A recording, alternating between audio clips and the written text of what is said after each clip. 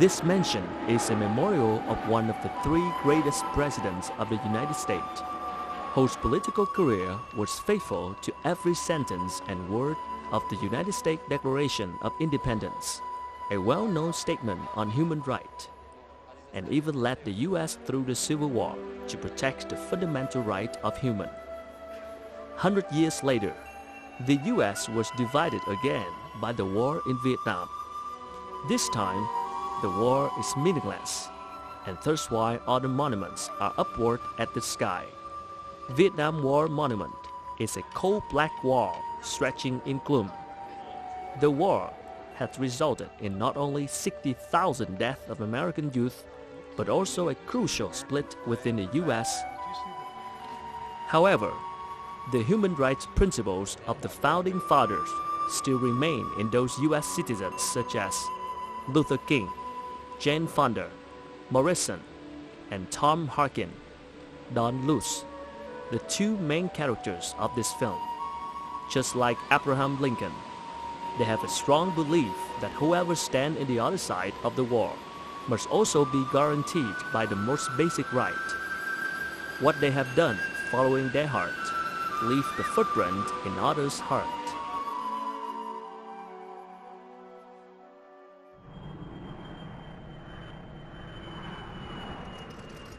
One day in July 2010, there were two special visitors from the U.S. coming to Công Đảo Island. One is Tom Harkin, the senator of the U.S. Senate, and the other is journalist Don Luce. Together with them were some former political prisoners who were being held captive here. They returned to this island exactly 40 years after the day they uncovered a terrible secret and expose it to the light together, which not only affected the rest of their life, but also contributed to a change of the outcome of the war. The secret was the prison within prison system called Tiger Cage. In 1940, the French built a discreetly captive zone which has extremely narrow prison cells, where prisoners ate, slept, and urinated in the same place. Above is the pathway for jailers to watch them. Besides the jailers, no one was aware of the secret tiger cage. The prisoners who were brought into that vicious system seemed to have no chance of coming back alive.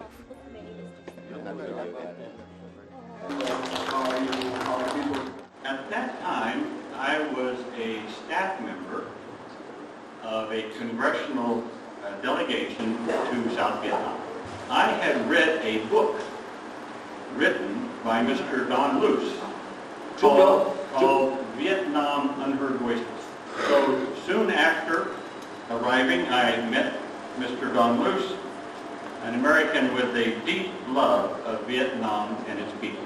I knew that through Mr. Luce I would get a different side of the story of what was happening in Vietnam. One evening, he brought a young man to my hotel room. He told me this story about how he had been a prisoner in the tiger cage. But I had heard of the tiger cages because other delegations had passed about them, but told they did not exist. So this young man said to me, "I don't know if I can trust you, but I trust Mr. Luce." He said, "But you must go find the tiger cages and tell the story." So I said to this young man, "How can I find them?" So this young man drew me pictures, and he said, "You must look for different signs that will tell you where they are." So that young man, Mr. Cao Nguyen Loy, drew me pictures. And then, I'm going to show you now, 40 years later,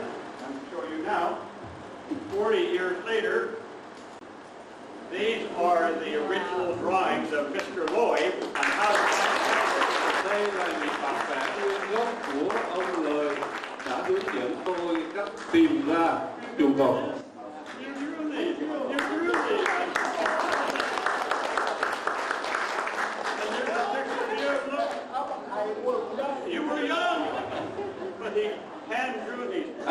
còn nhớ anh có hướng dẫn cho tôi cách mà tìm ra những cái dấu hiệu, những cái bảng này lộ trình như thế nào. We had to say clearly in what situation did we manage to achieve the map, and its meaning, how was it drawn, and how using the map could help us to find the way to the tiger caves. And unless we explain clearly, people will keep on questioning and making negative rumors. Today, let me report directly to Mr. Lưu Văn Nhi. Đây là cái trung tâm của Đại Tha Vây. This was where Colonel Ve worked. We have met him here. Ve was very good at speaking English because he studied in the UK.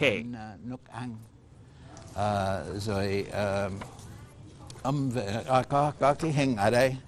Look at that photo here. This is the Congressman Hoang, Congressman Anderson, and that is Tom Harkin, who was a student at that time. And here is Colonel Ve. They offer us some coffee in a cup. Could you please give me that coffee filter? Nhưng mà có ở trong cái ly, nhưng mà anh cho tôi mượn cái đó, cái cà phê. Vâng. Cho người ta biết. Vâng. Vâng. Vì lúc đó thì ông Đại Tha Vây để nhiều cà phê quá. At that time, Colonel Ve added too much coffee, so the coffee did not pour down.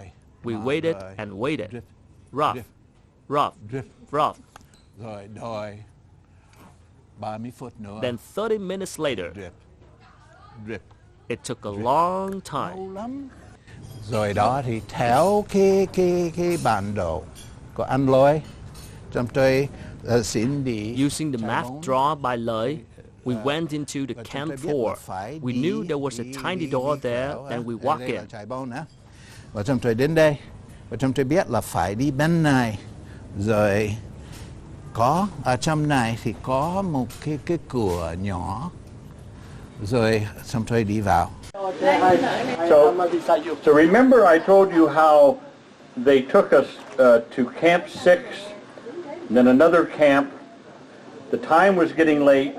We were being rushed. And I said, we want to go to one more camp. And we came to this one. So Don Luce is here, and Don and I came. And at that time, imagine the gates here are bigger than this, and they kind of open up and they cover this area. Both of these gates cover this area. So if you weren't paying attention, you would think that this wall is that wall. Maps. Where'd Lloyd go? Where is it? So I had Lloyd's maps, and I looked at the map, and I saw the signs that he put on the map. But on Lloyd's map, there was a small door. We looked along the wall, and there's no door. And then Don and I walked out here, just the two of us, and we saw these gates. And then we saw something was behind the gates, standing here, but everybody else was inside. So Don and I walked down this pathway, and we saw this little door. So we say, this must be it. So we came back, we saw the congressman, and I said to Congressman Hawkins, when we come out, go behind the gate. Go down the passageway behind the gate. Ở trong này thì có một cái cửa nhỏ. Rồi xong tôi đi vào. Và ở đó thì This place has a tiny door. We walked through it. There were some sweet potatoes being cultivated inside, which according to they was water spinach. Because I was an agricultural engineer, I said that they were sweet potatoes indeed.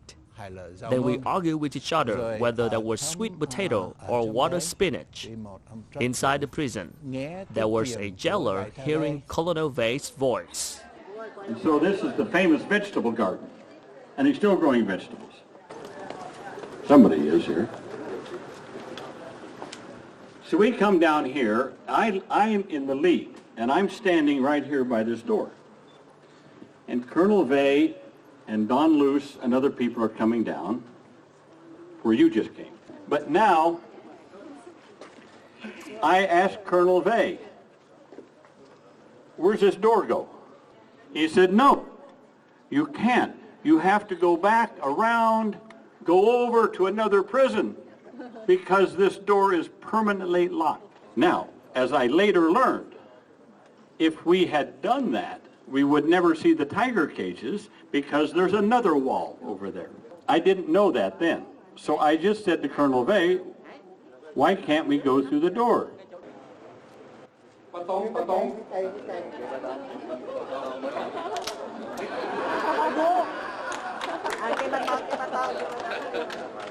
Colonel Vey is standing here, and here's what he said. He has a baton. Can't go through the door. Permanently locked.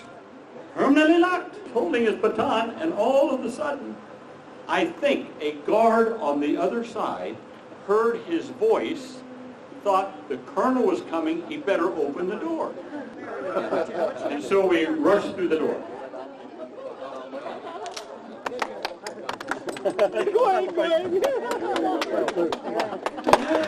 Now we can't get it open again. Just a door and a few steps. But that was the leap of 100 years into human civilization. 40 years ago, what they saw was the sight of hell, with extreme stench of blood and prisoner bodies covered by their own faces and urines. Don Luce reported in the New Village Voice newspaper about the reactions of the prisoners when seeing American visitors. The prisoner looked up at us as if they were wondering about the possibly new methods of torturing we were about to practice on them. All the photos here captured on July 5, 1970 were marked into history. They are more powerful than any troop of 1,000 soldiers and horses, because the photos of monk Thích Quảng Đức burning himself to death, Napalm Girl in Tây Ninh, General Nguyễn Ngọc Loan executed a prisoner in the middle of a Saigon street. They make the world angry and force the U.S. government to end the war.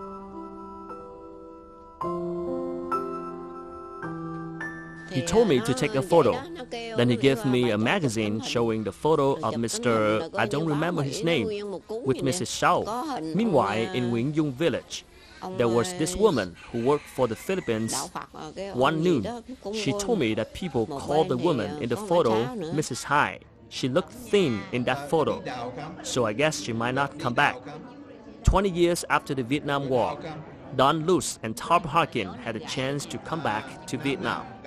One of the first person they wanted to meet was Mrs. Shao, whose real name is Nguyễn Thị Chỉ.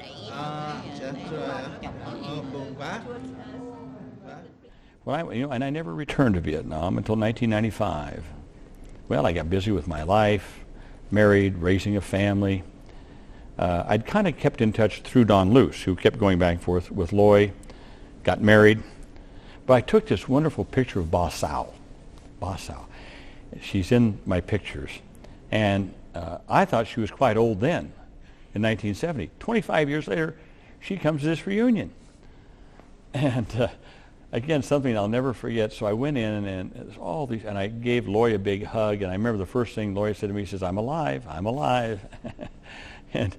and it's such a warm, wonderful thing. But I walked in and Ba Sao was sitting in the front row. Now she's really old. I don't know how old she was. Nobody really knew. But she must have been pretty close to 100 at that time. And so Don took me out. And of course, she was blind. She was blind in the tiger cages. Part of her blindness was caused by the lime that they were throwing in her eyes and stuff. So if she was in her 60s then, or probably in her 60s at that time, but she was an anti-war activist.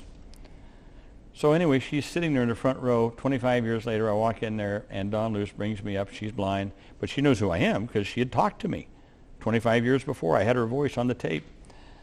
And so I reached down. She sat there. I grabbed her hand. Dawn Luce said, "This is Mr. Harkin. He was in The Guy in the Tiger Cage. You know the story." This was Basal when I... And he said, and he's come back for this reunion. And she said, "What took you so long?" What took you so long? Why did it take you so long to come back? It was not a question. It was in fact a yearning confession to reunite one's soulmate. Because even though she was blind, Mrs. Shaw was still able to witness an act full of humanity. When there was some person, though standing in enemy side, still accepted the risk of being accused for the most serious crime at the time, betrayal, to protect the human rights of the captive prisoners. And in the cell number 5, I was with Thích Hạnh Tuệ and Đỗ Văn Năm. This is the picture taken at the Tiger Cage. This is me, this is Hạnh Tuệ, and this is Đỗ Văn Năm. We live together here. Here is the story behind this photo. On July 5th, 1970, as I was laying on the ground, I heard the bell, which was actually just a can tied to a string. We were always trying to keep track of everything happening around. So when I heard the bell, I looked through a hole on the door and found out there was a group of people coming in. They all dressed in suit and ties. That was kind of strange, so I observed them more carefully until I realized that they were American. Then, I informed the other prisoner that the Americans were coming, so they should be prepared.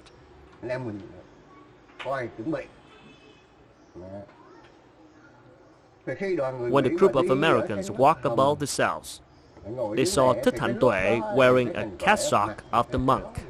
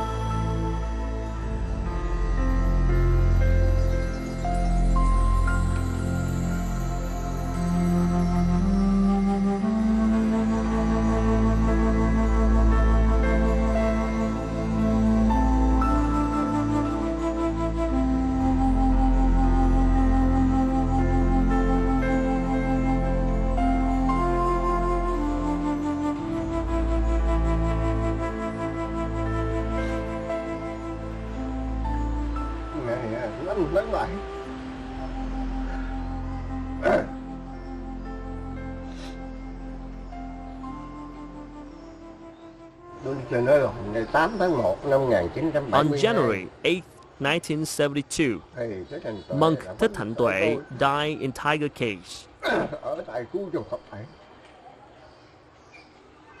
I lost a dear and beloved brother.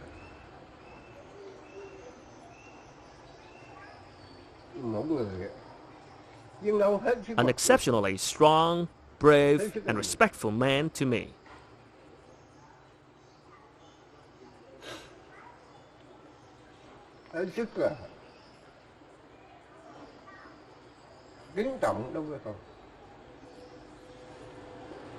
Pictures, as you know, is better than 1,000 words, and these pictures spoke a powerful story about who was in these tiger cages. The Buddhist monk, who, by the way, who was buried, as you know, on Kansan, was very powerful. He said, "I'm here for no other reason than I spoke out for peace." And he said something, they can shackle me, they can torture me, but I still speak out for peace. This is very powerful.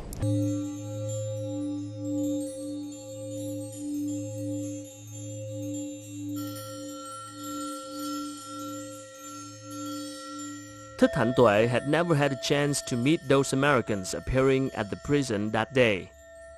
Those involving in the incidents of Côn Đảo Tiger case passed away.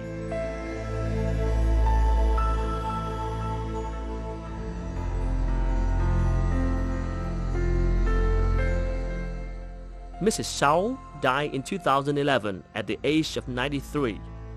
Yet, their images after each appearance has made a great impact on the human's conscience, and they were still remembered after every time a crime against humanity was discovered in some secret prisons. Our film crew were warmly welcomed by Don Luce as his old friends because Vietnam was a part of his life. Lots of memorabilia in his house support that statement. Don Luce graduated with a bachelor degree in agricultural economics at Vermont University in 1957. The next year, he got the Master of Agricultural Development at Cornell University. Since November 1958, he had worked in Vietnam for 13 years as a volunteer, a hero protecting the weak. Besides volunteering works, he also wrote some books, produced documentary films with ABC News, CBS Morning News, and Good Morning America, wrote articles for New York Times, Washington Post, Newsday.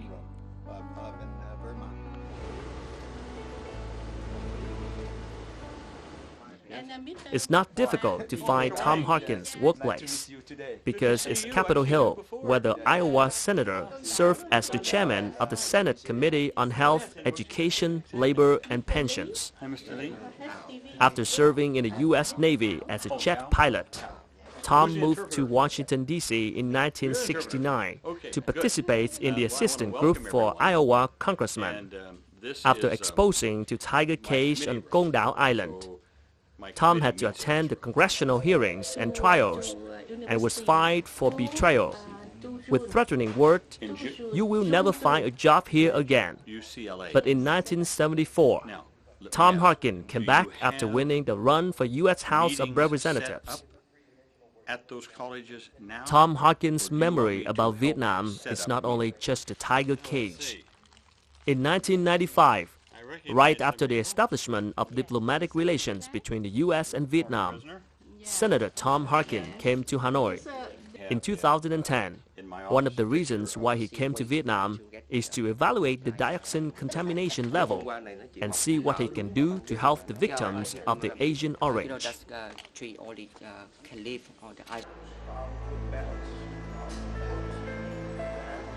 During the Vietnam War, there was another war within the U.S., and Tom Harkin participated in that war with no hesitation by joining the anti-war marches up to 500,000 people to protest against the Vietnam War. The climax of anti-war movement was the protest of Kent State University students Ohio on May 4, 1970, being suppressed by the National Guard of the U.S. As a result, the shooting killed 4 students and wounded 9. Subtitles underneath.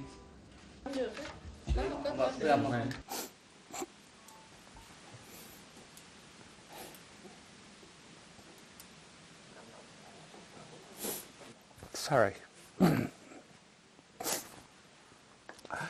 It's interesting you're here because a lot of people felt that Kent State helped end the war in Vietnam. Who knows?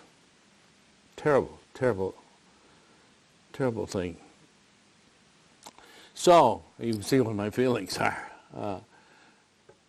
I'd seen my mother who died, I'd seen her, but I'd really never experienced death very significantly. And to see students shot on a college campus was, well, it's the worst day of my life.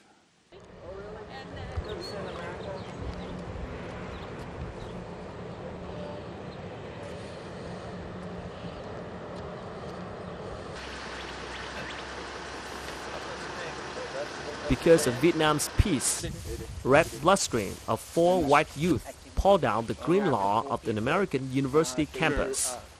National Register of Historic Places website NRHB stated this event. This area is considered nationally significant, given its broad effect in causing the largest student strike in the United States history, affecting public opinion about the Vietnam War.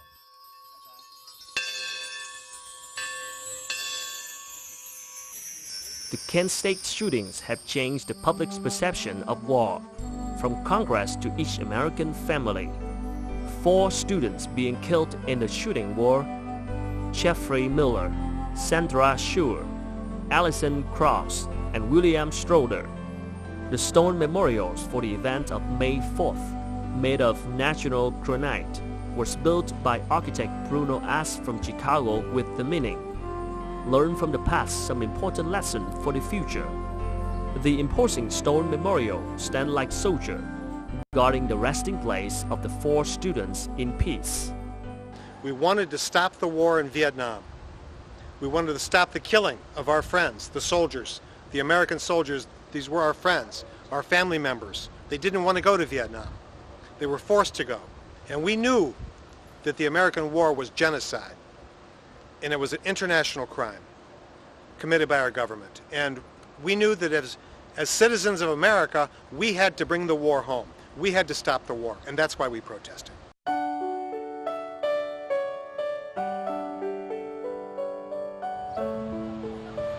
Nowadays, the U.S. still cope with other war, but no longer put the war back to our country as 40 years ago. There is always peace-loving citizens who always respect human rights. This country has learned how to not repeat the mistake. In the article with the headline, "Farewell to Vietnam" in the Village Voice newspaper issued on May 27, 1971, Don Luce wrote, "I believe it's time for me and for all foreigners to leave Vietnam. I believe that peace will come to Indochina only when we foreigners leave. I shall not come back until Vietnam is truly independent." When sincerely writing those words, he should have known that not only Vietnamese, but people in anywhere on earth do not want to leave someone who always listens to the voices of humankind's heart, as Don Luce and Tom Harkin.